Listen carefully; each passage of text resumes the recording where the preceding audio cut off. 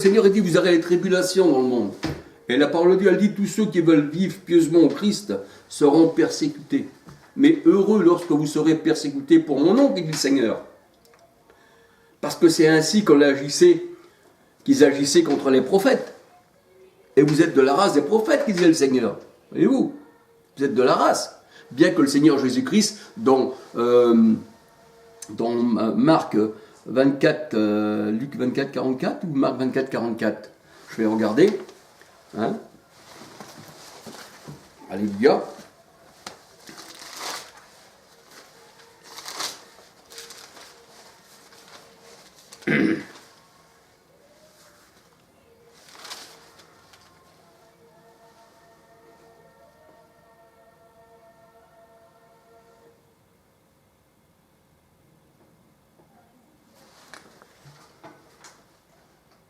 Alors, il y a Luc 24, 44 aussi.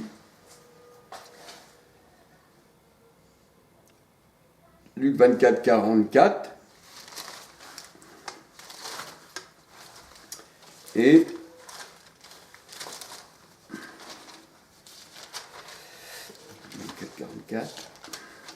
et excusez-moi, hein.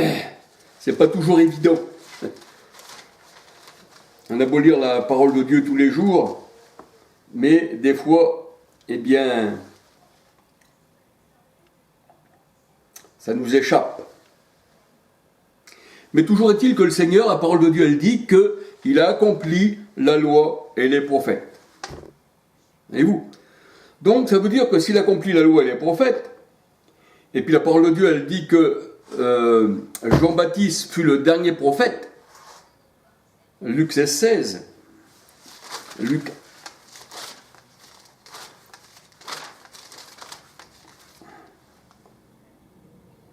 Voilà. Que Jean-Baptiste était le dernier prophète, Luc 16, 16. Et Matthieu.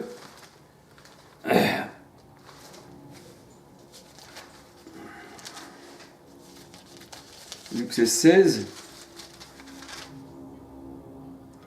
Et Matthieu 13, car tous les prophètes et la loi ont prophétisé jusqu'à Jean-Baptiste. Ça veut dire qu'il n'y a plus eu d'autres prophètes, eh bien, qui a pu prophétiser, parce que c'était, le dernier prophète était Jean le Baptiste.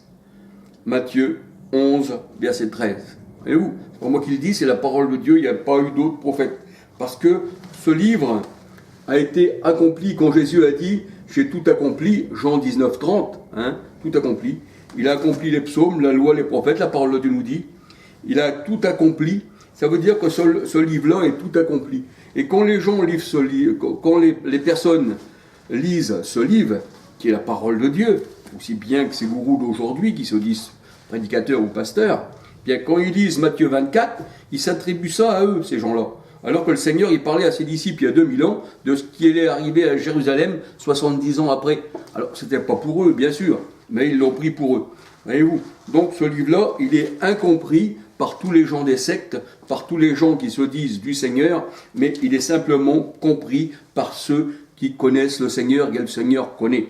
Parce que le Seigneur, il dit, à vous, il vous a été donné de connaître les mystères du royaume des cieux. Mais pour ceux qui ne sont pas au Seigneur, la parole de Dieu, elle dit, il y a un voile sur leur cœur, afin qu'ils ne voient pas briller l'évangile du Seigneur. C'est-à-dire la bonne nouvelle, voyez-vous.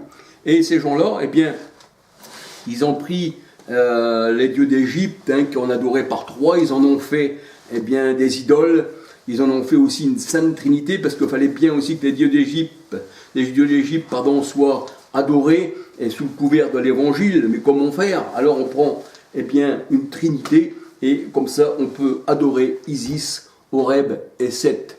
Et c'est pour ça que le 25 décembre, jour qui n'est même pas marqué dans la Bible, hein, il n'y a pas d'anniversaire pour le Seigneur, le 25 décembre, eh bien, c'est un culte au soleil invaincu. Voilà. Alors, ce que je voulais dire, c'est pas pour me fâcher avec qui que ce soit, non, non, c'est plutôt pour partager, voilà. Voyez-vous, et je respecte la vie de tous les gens, ça leur regarde, voyez-vous. Qui c'est qui rendra compte au Seigneur? Eh bien, ça ne sera pas moi, ça sera eux qui seront en face. Le Seigneur, il dit, que ferez-vous à la fin? Hein, que ferez-vous à la fin de votre vie? Parce qu'il est réservé à l'homme de mourir, et ensuite vient le jugement. La Bible elle dit, il n'y a plus de condamnation pour ceux qui sont en Christ. Et voyez-vous, toutes ces Bibles, tous ces traducteurs, tout cela, eh bien chacun a mis un peu leur grain de sel. Mais le Seigneur, il dit qu'il nous guide dans toute la vérité. Ça veut dire, rien ne peut nous arracher, eh bien, dans les mains du Seigneur. Parce que nous sommes que des hommes, et c'est lui qui veille sur nous. Il est le gardien des hommes. Et la parole de Dieu, elle dit qu'il est le gardien de tous les hommes, mais de tous ses élus. Parce que la parole de Dieu, elle dit que nous sommes élus avant la fondation du monde. Alors, il est vrai que, puisque nous sommes élus avant la fondation du monde, on ne peut pas rechoisir une religion, eh bien, après, puisqu'on est des élus. On ne peut pas se tromper. Voyez-vous, un véritable enfant de Dieu, un véritable chrétien, parce que c'est là le nom, c'est pas chrétien, c'est chrétien, parce que le mot Christ vient de chrétien, chrétien vient du mot Christ, voyez-vous. Comme Christian, voyez-vous, chrétien, ça c'est une invention. Eh bien, un véritable enfant de Dieu, puisqu'il est né avant la fondation du monde, et qu'il a été élu par le Seigneur, pour ça que le Seigneur dit, c'est moi qui vous ai choisi, du milieu du monde, et vous aurez tribulation dans le monde. Donc ça veut dire quoi? Eh bien, ça veut dire qu'on ne peut pas se tromper. Et un enfant de Dieu n'a pas de religion. Donc, je le tiens à dire, je ne suis pas bouddhiste, je ne suis pas pentecôtiste, je ne suis pas anabaptiste, je ne suis d'aucune religion. Parce que les religions du monde, ça a été fait par les hommes. Et vous, tout ça, ça a été fait par les hommes. Les hommes ont tous, les religions, ont tous, eh bien, un fondateur, comme Martin Luther, qui est fondateur du protestantisme, Calvin, Zwingli, tous ces gens-là se sont battus dans des guerres de religion. Et encore aujourd'hui, ils se battent encore, voyez-vous. Et ça, c'est bâti sur le sang. Mais la parole de Dieu, elle dit que Christ, lui, a bâti son Église. Ah oui, il l'a bâti, lui, son Église. L'Église, c'est pas un bâtiment en pierre comme les catholiques, tout ça, ou un temple protestant en pierre, non. L'Église, eh bien, c'est quoi? C'est l'assemblée de hommes et femmes. Et quand le Seigneur, il dit qu'il bâtit son assemblée, ça veut dire qu'il bâtit son troupeau, parce qu'il est le bon berger. Psaume 23, Jean 10, 11, 16. Jésus, il est le bon berger. Donc on peut dire que le Seigneur, eh bien, quand il bâtit son Église, ce n'est pas un homme qui l'a bâti. Ah non, ce n'est pas un homme. Eh oui. Matthieu 16, 18. Et moi je te dis, tu es Pierre. Là, le Seigneur, il parle à son disciple Pierre. Et moi je dis, tu es Pierre, et que sur ce roc je bâtirai mon église, et que les portes du séjour des morts ne prévaudront pas contre elle. Ça veut dire que là, Pierre a une révélation du Seigneur, et là, le Seigneur, Pierre dit, tu es le Fils du Dieu vivant. Et là, eh bien, le Seigneur, il lui dit, c'est pas la chair et le sang qui t'ont révélé cela. C'est pour ça que là, on ne peut pas avoir des révélations du Seigneur par la chair et le sang, mais par l'Esprit de Dieu. Voyez-vous? Et là, le Seigneur, il lui dit à Pierre, eh bien, sur ta révélation, là, c'est sur ces révélations-là, sur ceux qui seront comme toi, que je ferai mon Église.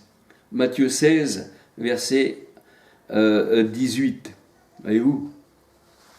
Et là, dans Matthieu 16, verset 22, 23, eh bien, on peut voir aussi que les pensées des hommes, eh bien, c'est ce que le Seigneur appelle Satan. Hein? Là, la parole de Dieu nous dit que Pierre se mettait contre le Seigneur. Il ne voulait pas qu'il aille à Jérusalem. Et le Seigneur devait aller à Jérusalem. Il devait, parce qu'il devait se donner en sacrifice. Mais Pierre ne connaissant pas toutes choses à l'époque. Il avait quelques révélations, c'est vrai, mais il fallait que l'Esprit soit en lui. Il fallait qu'il demeure en lui, et ils ont reçu l'Esprit à la Pentecôte. C'est pour ça que le Seigneur a dit, l'Esprit vous emmènera dans toute la vérité. Ça, c'est l'Esprit à la Pentecôte, c'est Christ qui est rentré dans ses disciples. C'est Christ qui est rentré dans ses disciples. Et c'est vrai que dans Matthieu 16, verset 22-23, là le Seigneur disait à Pierre, arrière de moi, Satan. Mais où ça, Pierre, c'était pas quelqu'un qui allait posséder Jésus, car tes pensées ne sont pas mes pensées, mais ce sont la pensée des hommes. Matthieu 16, 22, 23. Et la parole de Dieu a dit que Jésus a été manifesté en chair. Jésus, vous savez que ça veut dire Dieu sauveur. Mais son vrai nom, c'est Yeshua Messia. Yeshua, Dieu sauveur. Matthieu 23, il s'appelle Emmanuel, Dieu avec nous. Dans Jean 20, 28, Thomas disait à Jésus, mon Seigneur et mon Dieu. Et Apocalypse 1, 7, 8, la parole de Dieu nous dit que, eh bien, il est le Dieu tout-puissant. Il est le Dieu tout-puissant, le Seigneur Jésus-Christ. Voyez-vous? Donc on peut dire que dans Jean 14, oui c'est Jean 14, il est bon de répéter la parole de Dieu. Les gens ils doivent dire, cet homme-là il se répète, mais il est bon. Dans Jean 14,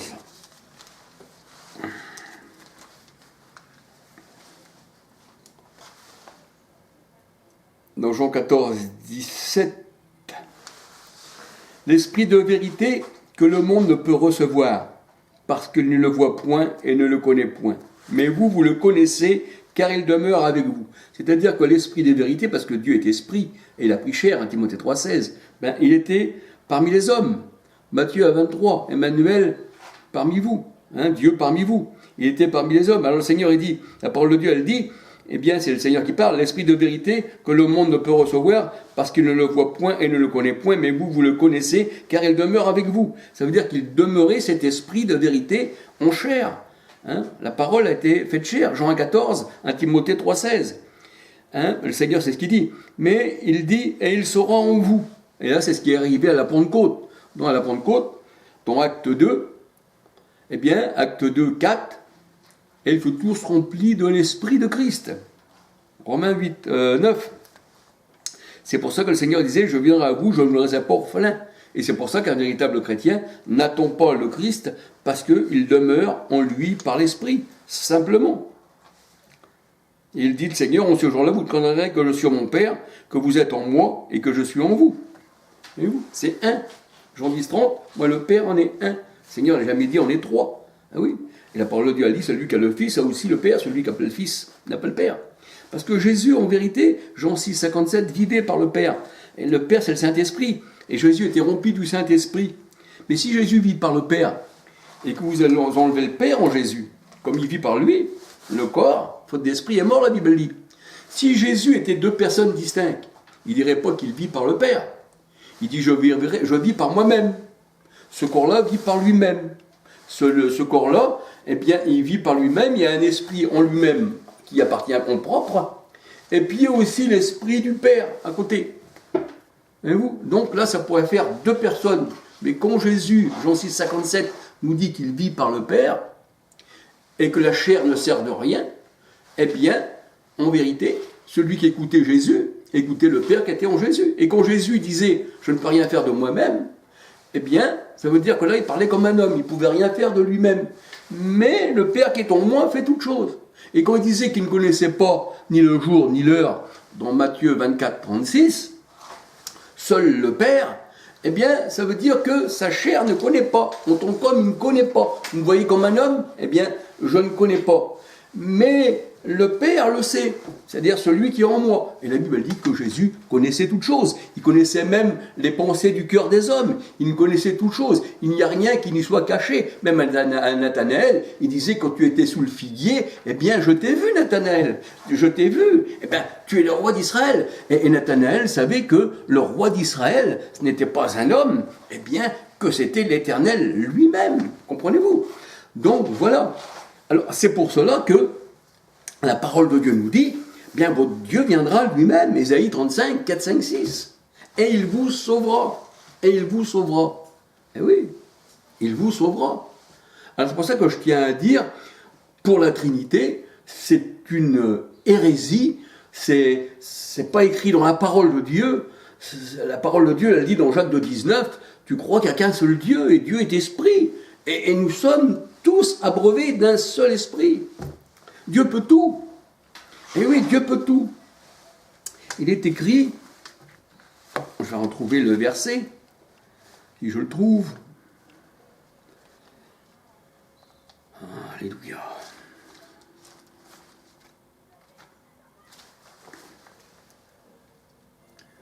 Excusez-moi.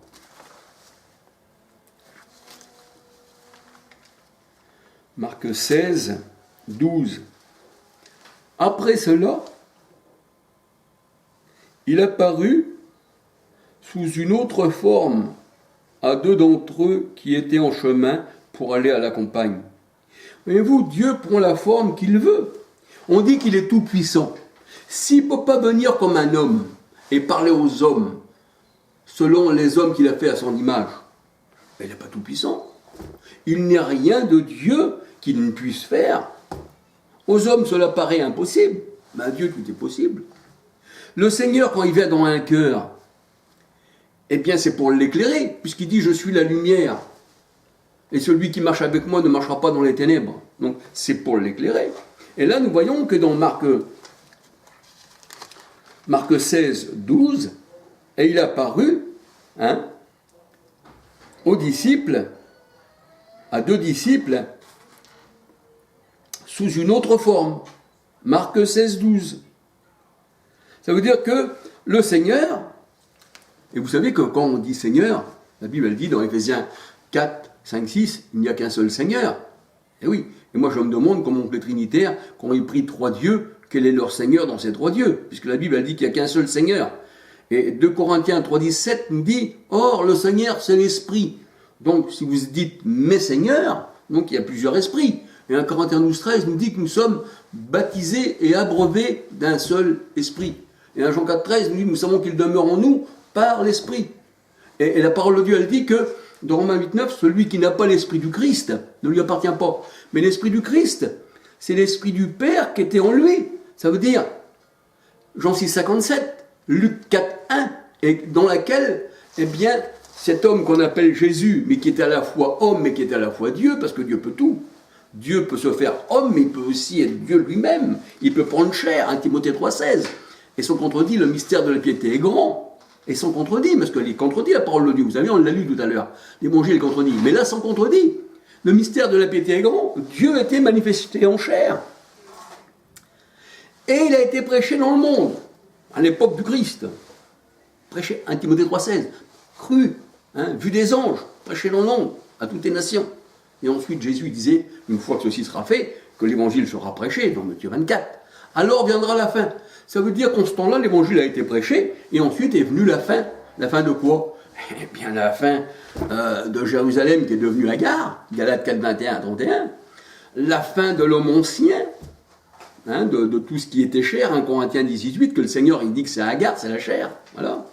Mais c'était aussi l'homme nouveau, avec une parole nouvelle, avec un esprit nouveau. Et c'est une naissance nouvelle. Voyez-vous? Alors c'est ça les temps de la fin.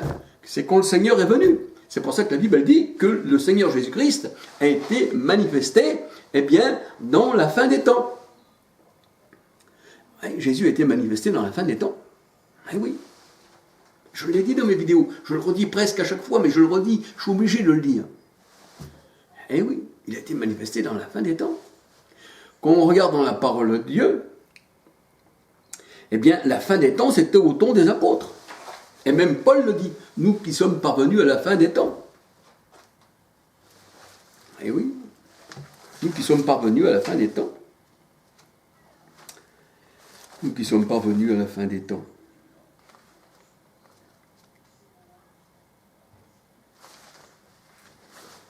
Alléluia.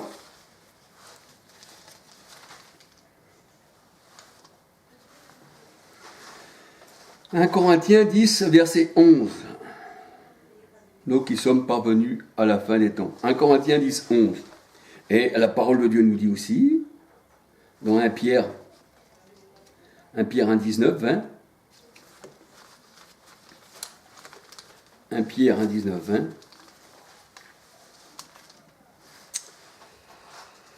20. Jésus était prédestiné avant la fondation du monde. Il fut manifesté à la fin des temps. À la fin des temps. Donc, si la fin des temps, elle est pour plus tard, il n'est pas encore manifesté le Seigneur. Il ne s'est pas présenté, il n'est pas venu, il n'y a pas d'évangile.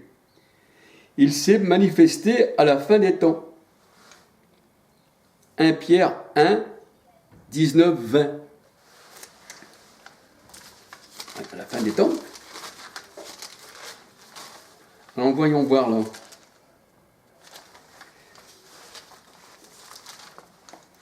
Hébreux.